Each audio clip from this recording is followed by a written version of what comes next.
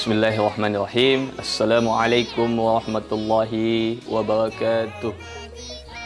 Alhamdulillahi rabbil alamin.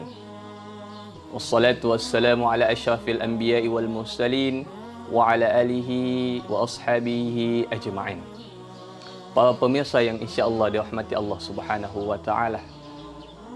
Di pagi yang cerah ini, marilah kita memanjatkan puji dan syukur atas kehadirat Allah Subhanahu wa taala yang tak henti-hentinya memberikan kita nikmat, kesehatan, keimanan, keislaman, bahkan kesempatan. Pada hari ini kita masih merasakan nikmatnya kehidupan dan melaksanakan aktivitas sehari-hari. Tak lupa pula kita kirimkan salawat serta salam atas junjungan Nabiullah sallallahu alaihi wasallam, Nabi yang diutus oleh Allah Subhanahu wa taala menjadi nabi yang terakhir dan memiliki tugas yang sangat mulia, tak lain dan tak bukan untuk memperbaiki akhlak manusia, sebagaimana Rasulullah sallallahu alaihi wasallam bersabda, "Innama bu'istu liutammima makarimal akhlak." Sesungguhnya khusus bagi saya diutus ke muka bumi ini tak lain dan tak bukan adalah untuk memperbaiki akhlak manusia. Para pemirsa yang sama-sama dirahmati Allah Subhanahu wa taala. Di bulan Rabiul Awal ini merupakan bulan kelahiran Rasulullah sallallahu alaihi wasallam. Dan kita sebagai pendidik harus meneladani bagaimana Rasulullah sallallahu alaihi wasallam mendidik para sahabatnya. Di awal-awal Islam, Rasulullah mendidik sahabatnya dengan penuh iman, dengan akhlak. Lalu ketika ibadah itu diperintahkan, maka Rasulullah memerintahkan sahabatnya untuk melaksanakan ibadah. Begitu pula kita sebagai pendidik ini, di bidang pendidikan kita perlu meneladani akhlak Rasulullah sallallahu alaihi wasallam. Bagaimana Rasulullah mendidik para sahabatnya. Salah satu hadisnya beliau bersabda, "Laisa minna man lam yarham sagirana wa ya'raf syarafa kabirana." Bukan di antara golongan kami bagi sesiapa yang memiliki usia yang sudah tua, tetapi dia tidak menyayangi anak kecil atau orang yang lebih muda darinya. Begitu pula bagi anak muda atau yang lebih muda, tidak dianggap dari golongan kami ketika dia tidak mengetahui bagaimana kedudukan orang yang lebih tua darinya. Maka sebagai pendidik, marilah kita menanamkan rasa kasih sayang kepada para pendidik kita, para murid-murid kita, para siswa-siswa kita. Kenapa? Karena inilah menjadi teladan yang diajarkan oleh Rasulullah sallallahu alaihi wasallam. Fenomena yang terjadi sekarang ini, banyak di antara kita yang mana seorang siswa tega melukai seorang gurunya. Begitu pula seorang guru tega mendidik dan menindas siswanya. Bukankah ini tidak termasuk didikan Rasulullah sallallahu alaihi wasallam?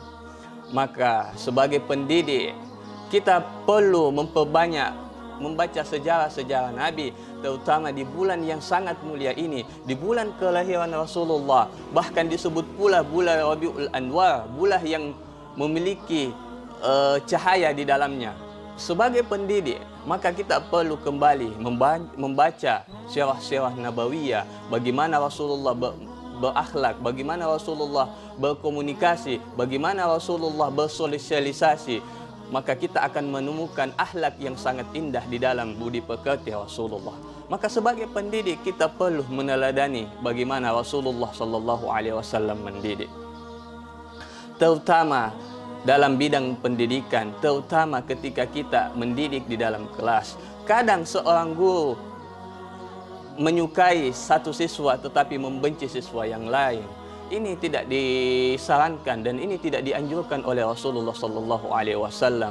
Bahkan ketika kita membaca kembali di antara para sahabat yang alim, yang taat, ada pula sahabat yang kurang dalam beramal, tetapi Rasulullah mencintai semua sahabatnya.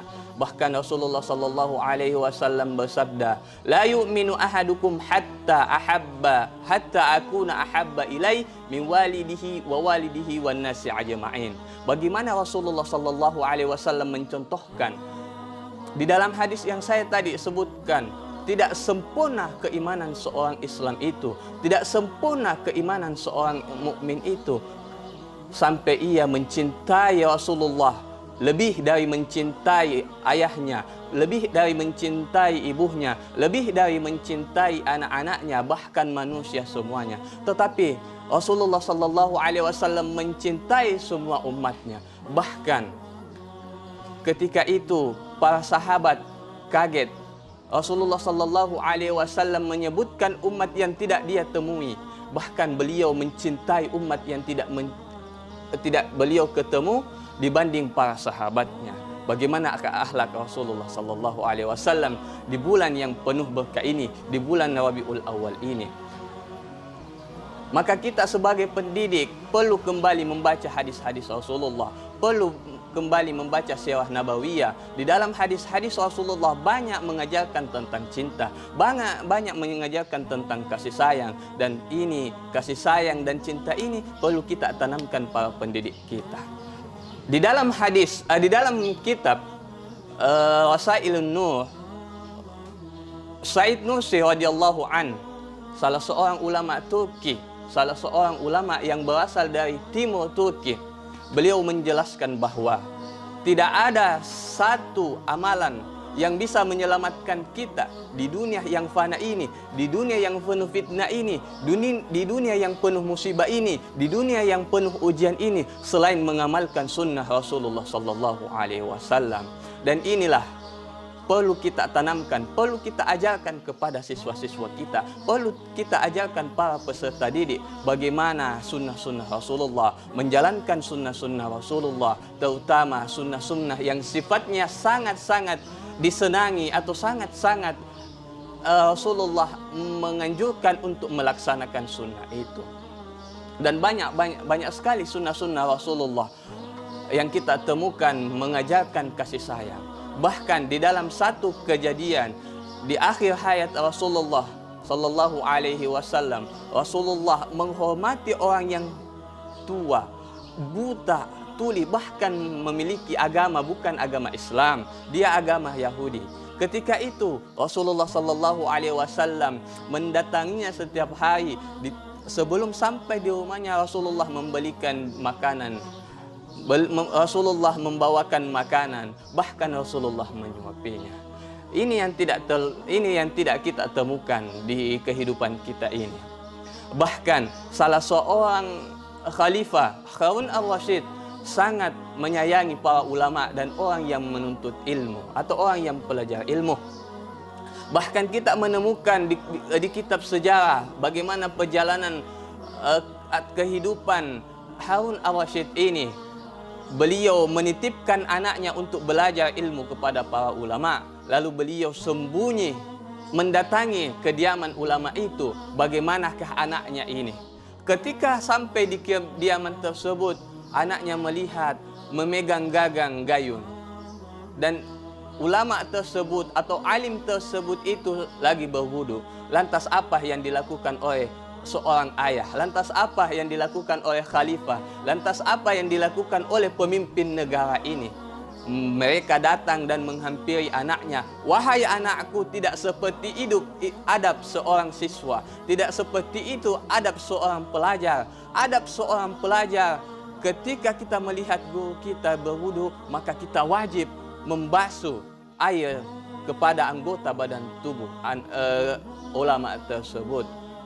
Pemirsa yang dirahmati Allah Subhanahu wa taala, maka di sini kisah tersebut di sini kita bisa mengambil hikmah bagaimana para pelajar kita yang sekarang terjadi, mereka tidak lagi menghormati, mereka tidak lagi menyayangi, bahkan mereka ada beberapa di antara mereka tega melukai bahkan menusuk gurunya dengan senjata tajam. Nauzubillahi min zalik. Dan perilaku ini tidak diajarkan oleh Rasulullah, dan perilaku ini tidak diajarkan oleh para sahabat.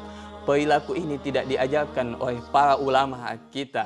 Pemirsa yang insyaallah dirahmati Allah Subhanahu wa taala.